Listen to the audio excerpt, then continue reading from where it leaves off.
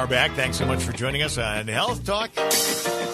Next up, we're talking AI in healthcare with Jennifer L. FitzPatrick. She is the author of Reimagining Customer Service in Healthcare. That's a new book that deals with interrelated issues like healthcare staff, burnout, exploding costs, declining quality of care. Folks, does this sound familiar to anyone? Tell us about AI in healthcare. This is that emerging study reality. was a really, really interesting one because one of the things that came out of it is that the patients rated the AI as better bedside manner.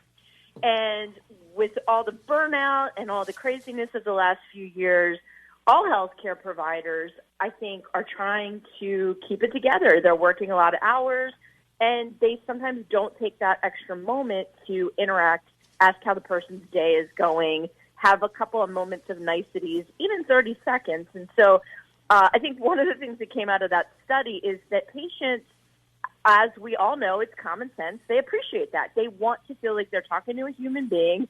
And sadly, sometimes the computer was more human than a human.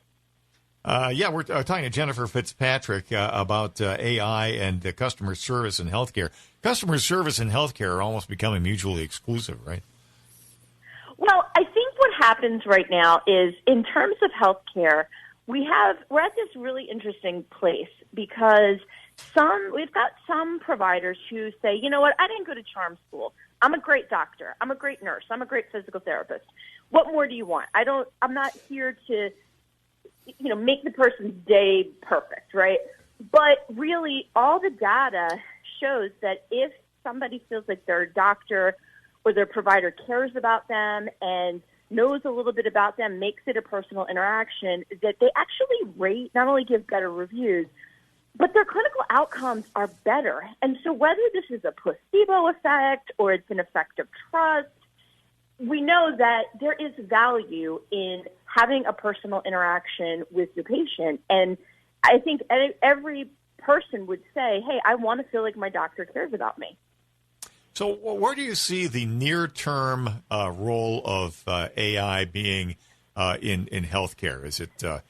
Is it like record keeping? Is it, where do we start with this whole thing? Well, I think what is a good thing to do potentially is, in terms of having a chat, like maybe we all have these options now with so many different providers that we use.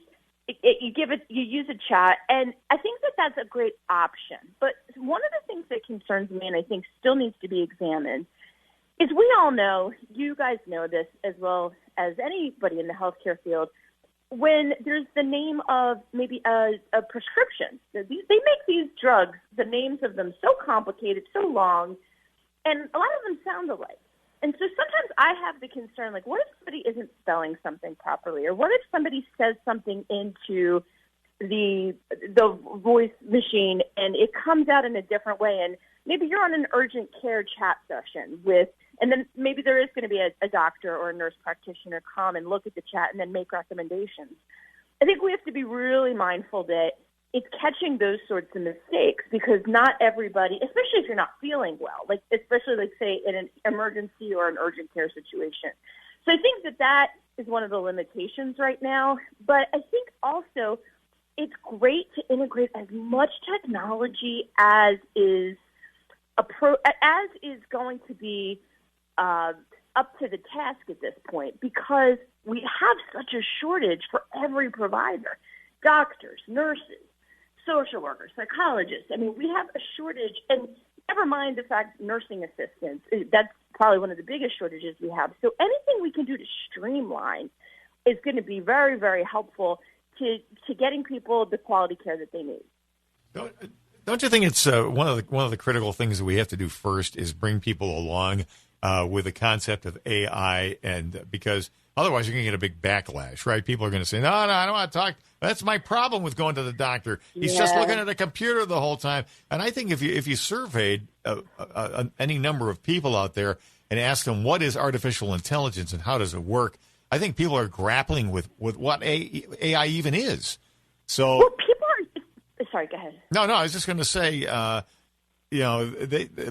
people are not going to warm up to a concept that they don't even have a tentative grasp on. Well, I think a lot of people people are already using it and they don't even really realize it. Think That's my about, point. Yep. like Grammarly. That's a simple thing that people use on the computer when they're writing. Or ChatGPT that some people are starting to use. I think what would be ideal, and I know this isn't always available in the smaller settings, big hospitals, big practices can do this, but give people a choice. Would you like to? It's almost like when voicemail came out, or email came out, or texting came out. Some people wanted to participate, some people didn't. I think the more options that we give patients, and again, I know that can be cost prohibitive for the smaller practices, but the more options, and listen, somebody that's 95 maybe isn't going to want to do a chat. They're going to say, no, just please let me talk to my doctor. I want to talk to him or her on the phone. I think that's okay, but especially the younger generations, the Gen Zs, they are going to be all for it, and I think that they're going to be demanding it. And so, for example, just one small thing with the younger generations, if they have a choice between selecting a provider that they can self-schedule online, or they have to actually pick up a phone and call, they're going to choose the one that they can self-schedule with if all other things are equal. So that's what's key is we have to free healthcare providers to providing healthcare, as opposed to going through ministerial things like answering the phone, making appointments, and that. Well, yeah, I think if possible, but I think we don't want to get rid of the phone completely. I don't think we want to get rid of, obviously, like the virtual appointments. Those are terrific. And again, I do think that AI certainly has limitations, and I think if a patient is truly uncomfortable with it, they really shouldn't be forced to use it. It's just like when if you call anything, like you call up your cell phone provider, you call up a hotel, and you go through all of these different prompts to press in a button, and you just want to talk to a human being. I think our patients do deserve that courtesy, but this is something. If somebody's like, "Hey, I'd much rather just use this AI. It'll save me some time, and then I'll see what the doctor says or the provider says when they get back to me. And if I have any, problems, the problem I think that comes in again is if there's any misinterpretation on the AI, because if somebody's chatting, and they don't feel well, like we know, or maybe they're taking very powerful medications. That's when I get a little bit worried. You don't hear tone of voice. When you have a virtual video conference with a physician, they can see at least some of your facial expressions, your body language. So I think that AI definitely has a place, but like I talk about in Reimagining Customer Service in healthcare, I don't think that it should take over everything.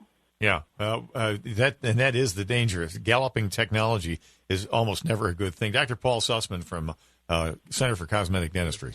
Well, I'm not young, but I do prefer to do things online, and maybe it's just my personality, but I do find it frustrating. Like the past couple of days, I've had somebody has hacked into my Amazon account, and to try, so I try the chats and I try the telephone through this AI, and I keep going in circles because my questions don't fit into the normal,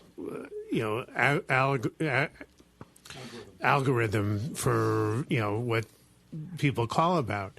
So I could see in healthcare, while there's so many variables that could potentially lead to problems or frustrations. Absolutely. And I think different educational levels, because you're a doc, and I'm assuming that you're probably using a vocabulary in some of your questions that might be a little, truly, that sometimes can be an obstacle with AI, is that maybe it's really at maybe a fifth grade or sixth grade level or a 10th grade level, and you might be actually using terms that are a little tougher, and not to be, not because, maybe just because that's how you speak. I probably do the same thing. So I think that you have to take into consideration different educational levels, different terminology that people will utilize, mistakes. Like, again, the one that really sticks out for me is I think about the spelling of medications.